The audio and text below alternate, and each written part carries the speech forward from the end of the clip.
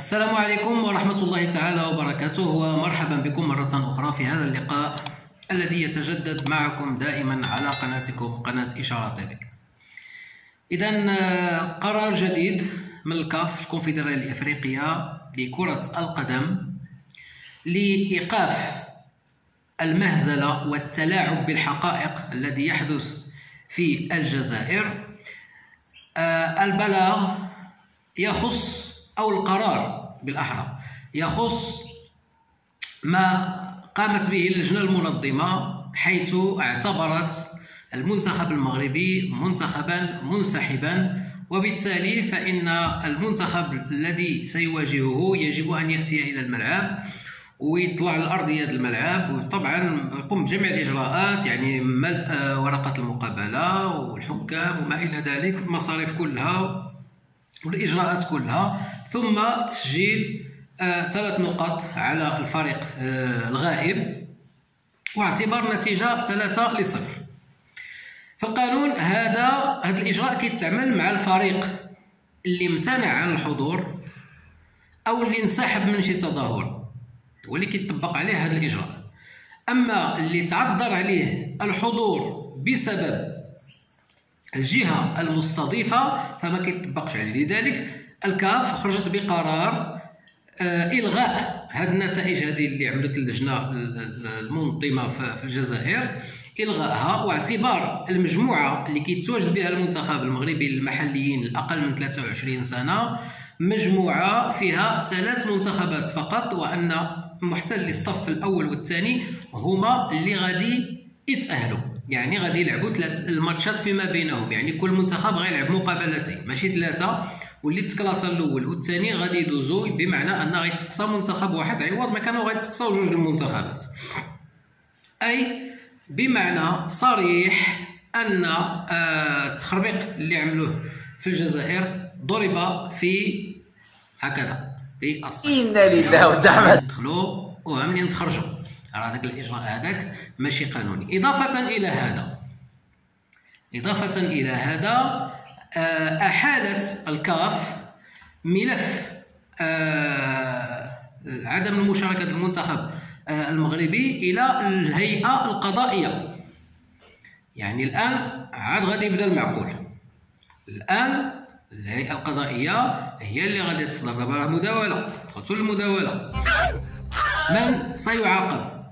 واش المنتخب اللي بغى يشارك باش يدافع على اللقب ديالو لانه هو اللي فاز باخر نسخه واستعد ولعب 2 مقابلات وديه، والرئيس ديال الكاف والرئيس ديال الفيفا لما جاو للمطار ديال الرباط لقاو المنتخب اقل من 23 سنه جالس كيتسنى الاشاره من البلد المستضيف باش يسمح له بالمرور، ما دارش شي غير هذيك بردا وسلاما، وانما فقط الخطا اللي ارتكبوه الاخرين الهكاويين هو أنهم وظفوا حفل الافتتاح لتمرير خطابات سياسية. يعني قرار المنع ديال التنقل المباشر قرار سياسي، والحفل الافتتاح أيضا تمرروا فيه رسائل سياسية.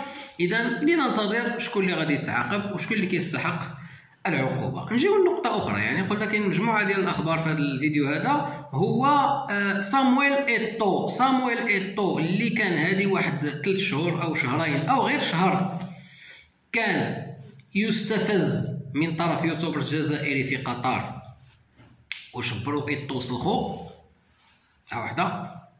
ما بقاش داك إيتو هو اللي تآمر مع القجع وقاسامة وجمال الدبوز والاستضافه وعطاوه قهوه وما عرف شنو هذا ما بقاش داكشي، ولا محبوب الجماهير، ولا يستقبل من طرف وكالي رشيد الوكالي بالاحضان، ولا بطل لانه لن يخون. راه عطاوكم، راه قصوكم من المونديال، يخون ولا ما يخونش؟ أقصوكم من المشاركة في المونديال. هذه هي اللي غنذكروا لها. نجيو للشان. لحد الآن أنا لم أفهم حتى ديك الأرقام، لأن الفيديو السابق تكلمت فيه على الأرقام الخيالية اللي قالوها الجزائريين بان 29 مليون مغربي تابعوا حفل الافتتاح، 13 مليون قطري، مع ان قطر ما فيهاش حتى 2 مليون و700 الناس، 13 مليون من قطر تابعوا الحفل الافتتاح، وهذا وهذا وهذا. بغيت نعرف واش باقي كاين اللي كيصدق هذا النظام اللي كيبغي يعطي الزخم اللي لا شيء باش يكون شيء. تحمله هاد البطوله ديال المحليين اللي تنظمت اول نسخه منها في المغرب، اكاد اجزم ان الغالبيه ديال الناس لا يعرفون شيئا عن هذه البطوله. هذه كاس افريقيا للمحليين ما كاينش اللي كيعرفها. انا شخصيا والله ما كنت عارف بان المغرب عنده لقب مرتين، ما تابعتهاش. عرفت بان المغرب هو كان نظم اول نسخه، وباقي كنعقل انها تلعبت المباريات في فاس، الملعب الجديد ديال فاس، وبان المغرب فاز بها، نظم اول نسخه وفاز بها. هذه الحدود المعلومات ديالي، لا اعرف شيئا اخر. انما يتعطاها واحد الزخم كبير داخل الجزائر. لما كتعمل القنوات الجزائريه كتلقاو كيتكلموا على هذه البطوله وكانها ثاني اهم بطوله بعد كاس العالم، مع انها فقط بروباغندا ويعني تزيين الواجهه للزوار، ولهذا في حين ان الناس غارقه في المشاكل.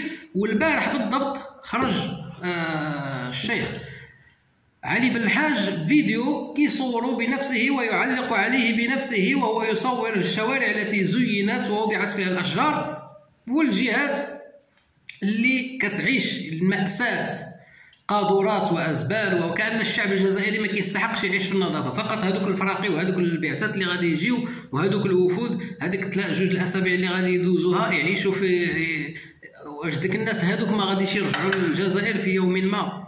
صافي غير يرجعوا في ذاك الوقيته غياخذوا انطباع بان الجزائر متقدمه متطوره، فيها النهضه، فيها الرقي، فيها كذا. نشوفوا الفيديو ديال الشيخ علي بن الحاج. هو التسيير الوقتي. انظروا الان، هذا هو الواقع الان. يعني انظروا هذا الخضار يعني يوضع لتوه. انظروا الناس يعملون، والعمارات عندها كم من سنه.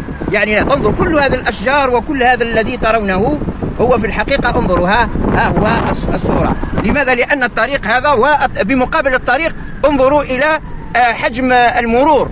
يعني حركه المرور تعطلت كلها من اجل التزيين، وتعطلت مصالح الناس والى اخره. كما كتشوفوا هذا الفيديو تصور في منتصف يناير، في هذه الوقيته اللي حنا عايشين فيها، منتصف يناير 2023. واللي عايشين في العاصمه الجزائر واللي كيعرفوا هذا الشارع بالضبط كيعرفوا بان هذا الشارع تم استنبات الاشجار فيه الان، وهذيك المناطق اللي كتشوفوها قاحله ستصبح خضراء فقط لان كاين تما الممر ديال الحافلات ديال الوفود اللي كاينه الان.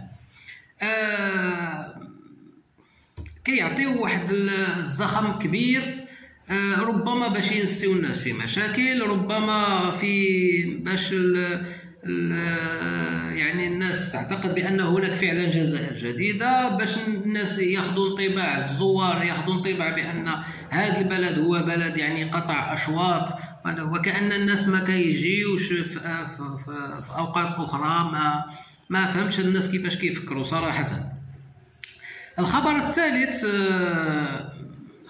اللي يمكن نتكلموا عليه هو تخلص نظام الكبرانات من احد ابواقه المعروفه اللي خرج مؤخرا، وكأنه يهدد بالانتقام على اولي النعمه اللي كانوا كيساندوه وكيدعموه باش يدافع على النظام. هو كيعترف بانه كان من المدافعين على النظام الجزائري، وكيفضلوا عليه واحد اللي كيتهموا بطريقه غير مباشره بالمثليه.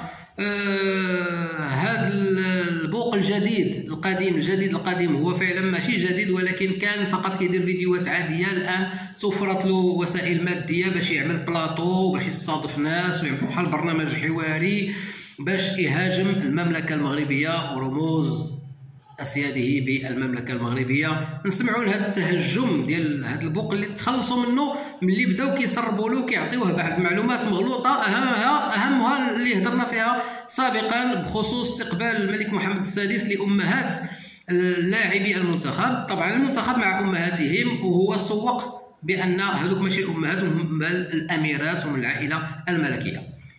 عاني يجي يدافع على تبون، ويجي يدافع عن الجزائر الجديده. هنا عدينها الجزائر الجديده، هاي نكفر على جدها الحلو بالحلو. الجزائر الجديده اللي فيها نصابين محتالين خداعين كذابين مثل هذا اللي كلام عن الناس الكل وما قدرش يبني دار، ما قدرش يتزوج ويدير دار كيما الرجال. هذا يدافع عن الجزائر الجديده. هنا عدينها جزائر جديده ودينها دوله اللي يدافعوا عليها طيط طيط. لم يكتفي بهذا، هو الفيديو عنده طويل ولكن خدينا منه فقط بعض اللقطات نيس باش المشاهدين الاكارم يعرفوا المستوى ديال هذا البوق اللي يعني من مده والناس عارفينه انه من المدافعين على نظام الكبرانات، والان يتم التخلص منه شيئا فشيئا مقابل بوق اخر. هما ابواق كاين ماشي غير واحد، ولكن يعني فضل هذا على ذاك. الدولة اللي يدافعوا عليها قوس قزح وطيطيط انا نكفر بها. ماني الجزائري بطلت يلعب دين الجزائر. اذا كان هذه الجزائر تاعكم الجديدة يا تبون ويا القيادة العسكرية والمدنية ويا ولاد خيرة ويا ولاد فطوم، انا نكافئ بكم انتم والجزائر تاعكم. على الاقل شوفوا رجال يدافعوا عليكم، ما تشوفوش طيطيط يدافعوا عليكم. شوفوا رجال فعولة، ما تشوفوش طيط قوس قزح يدافعوا عليكم ويدافعوا على الجزائر. كانت هذه ابرز الخبيرات الى بغينا نقولوا اللي رجت في هذه 48 ساعه الاخيره. الى هنا استودعكم الله والى لقاء قريب. السلام عليكم ورحمه الله تعالى وبركاته.